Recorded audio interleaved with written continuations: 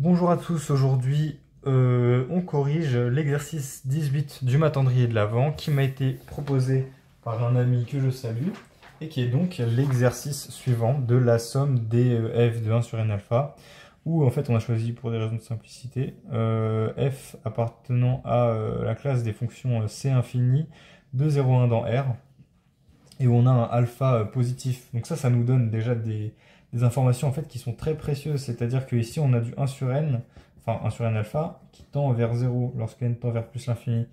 Donc c'est-à-dire qu'en fait là on va avoir la fonction f qui est c infini étudiée au voisinage de 0. Donc déjà bon c'est bien dans le domaine de définition de f, c'est tant mieux, encore heureux. En fait on a f qui est étudié au voisinage de 0. Et en fait c'est très intéressant parce que on va pouvoir utiliser en fait je veux dire le développement en série de Taylor, ou si vous voulez, en fait le fait que f soit infini, c'est-à-dire que toutes ces dérivées existent, c'est-à-dire toutes ces dérivées sont continues et dérivables. Et, euh, et ça va permettre de écrire en fait f de 1 sur n alpha sous la forme d'une somme elle-même. Donc en fait, je vais directement la faire aller à plus l'infini, même si on n'en a pas forcément besoin.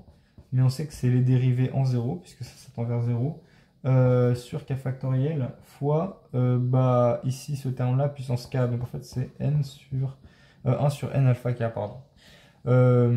En l'occurrence, ici, en fait, on utiliserait un petit o. J'ai envie de dire que c'est une somme de un terme, etc., plus petit o de ce qui reste. Donc ça d'ailleurs c'est en 0. Hein.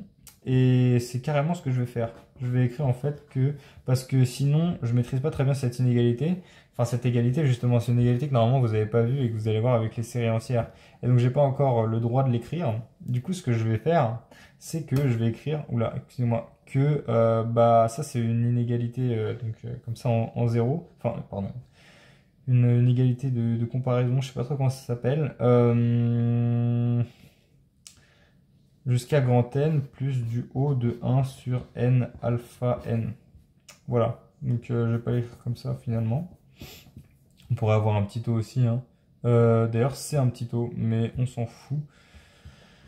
Mais l'idée c'est quand même que je sais que je peux aller jusqu'à plus l'infini et j'en ai pas besoin parce que je sais aussi que là, à partir du moment où alpha k, bon en l'occurrence ce sera alpha n, est supérieur à 1, mais strictement, alors je sais que j'ai plus besoin d'avoir des conditions sur f ou quoi que ce soit. Là c'est toujours mon terme général. Et il contiendra un terme général qui converge et un terme général sur lequel j'aurai besoin d'avoir des conditions. Donc en l'occurrence, pour que alpha k soit supérieur à 1, c'est-à-dire que k doit être supérieur à 1 sur alpha, c'est-à-dire que k doit être... doit être quoi? Doit être 1 sur alpha, il doit être supérieur ou égal à 1 sur alpha partie entière plus 1. Voilà. Voilà exactement.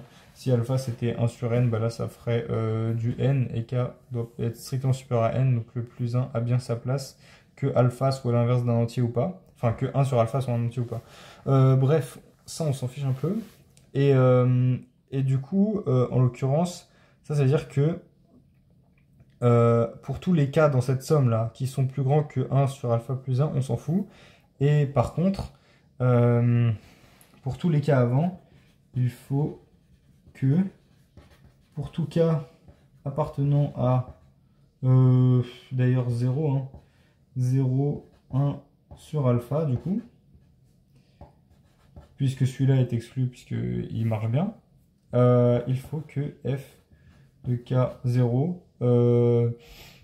soit égal à 0. En effet, si le k factoriel, c'est un terme de cette somme-là, il dépend pas de n. Donc ça, c'est uniquement mon terme général, et donc tout ce qui est proportionnel à du 1 sur n puissance gamma, où gamma est plus petit que 1, ça diverge. Donc j'en veux pas dans ma somme. Et le k factoriel, il n'a pas de rapport avec ça. K factoriel, du point de vue du terme général, c'est une constante, parce qu'il dépend pas de n. On dirait que je suis énervé quand je parle comme ça.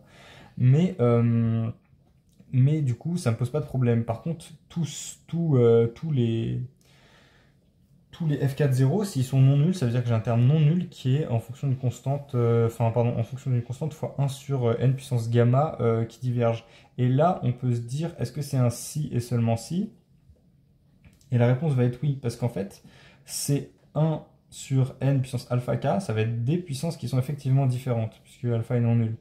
Et une puissance, c'est-à-dire même, peu importe le signe de f' de k, c'est-à-dire que si j'ai du moins 1 sur n plus 1 sur n carré, enfin même, si, en fait là ça marche pas, j'ai pris un mauvais exemple parce que celui-là il converge, mais si j'ai du moins 1 sur n fois alpha plus 1 sur n fois bêta, en fait, même si les signes ici sont différents, ces deux parties du terme général ne vont jamais produire, additionner ensemble, une série convergente, parce qu'ils sont d'ordre de grandeur complètement différents. C'est-à-dire qu'il y en a toujours un qui a un petit taux de l'autre, du fait même que les puissances sont différentes. Et ça nous permet de dire que du coup la série va converger si et seulement si, quel que soit k appartenant à 0, 1 sur alpha, f de k de 0 est égal à 0. Et voilà.